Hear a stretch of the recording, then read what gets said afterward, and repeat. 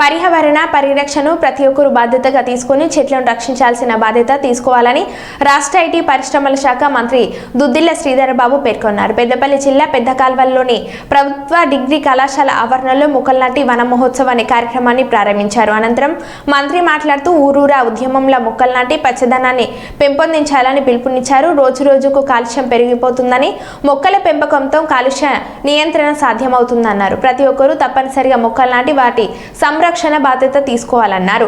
ఈ కార్యక్రమంలో Peddapalli MLA Vijaya Ramana Rao, collector కోయ శ్రీహర్ష, అదనపు కలెక్టర్ అరుణశ్రీ, అధికారులు, ప్రజాప్రతినిధులు పాల్గొన్నారు.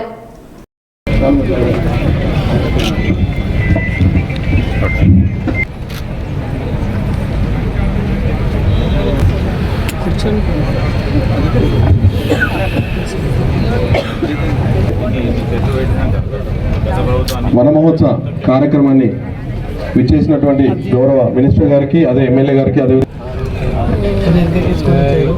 టార్గెట్ ఉంది. అలాగే హోమ్ స్టేట్ ప్లాంటేషన్స్ 76,000 చెట్లకి ప్రతి ఇంటికి ఒక చెట్టు చేరాలి అన్న నినాదంతో వన మహోత్సవం పెట్టినంత వరకే మన పని అయిపోదు. అక్కడి నుంచే పని మొదలవుతుంది. ఆ చెట్లని సంరక్షించుకోవాలి. రెవెన్యూ అండ్ బ్లాక్ ప్లాంటేషన్స్లో ప్రతి మున్సిపల్ ఇరువైపులా కొద్దిగా స్థలం వదిలిపెట్టి ఆర్ఎన్బి అధికారులను మాస్టర్ ప్లాన్లో ఎంత ఉంది, మాస్టర్ ప్లాన్లో ఎంత ఉంటే దానికి ఇరువైపుల చెట్లను పెద్ద ఎత్తున చెట్లను నిర్మాణం పెట్టే అది కూడా చాలా ప్రొడక్టివ్గా ఉంటుంది. దాన్ని కూడా ఆలోచన చేసి ఆ విధంగా తీసుకెళ్లే కార్యక్రమం చేయాలి.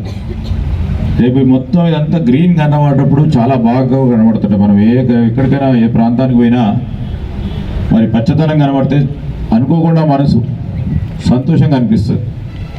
సో ఆ విధమైన ప్రయత్నంలో మీరు చేసే కార్యక్రమం, కార్యాచరణ ఒక కొత్త ఒరవడితో మొదలుపెట్టే ప్రయత్నం చేయాలి.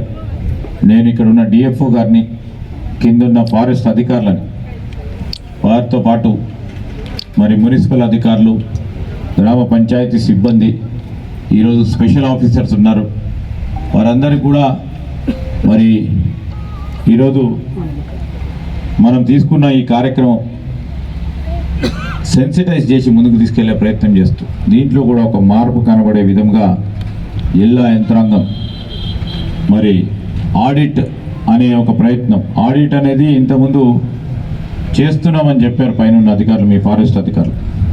సో ఆడిట్ ఏ విధంగా అయింది, ఎంత విధంగా అయింది, ఇప్పుడు జిల్లా పరంగా కూడా ఒక ఆడిట్ యంత్రాంగాన్ని పెట్టి అక్కడ ఉన్న సమస్యలను తెలుసుకోవడానికనే ప్రయత్నం చేయాలి. ఆ సమస్య పరిష్కారం గురించి ప్రయత్నం చేయాలి. ఆ చెట్టును ఏ విధంగా నిలబెట్టాలో ప్రయత్నం చేసే కార్యం చేయండి.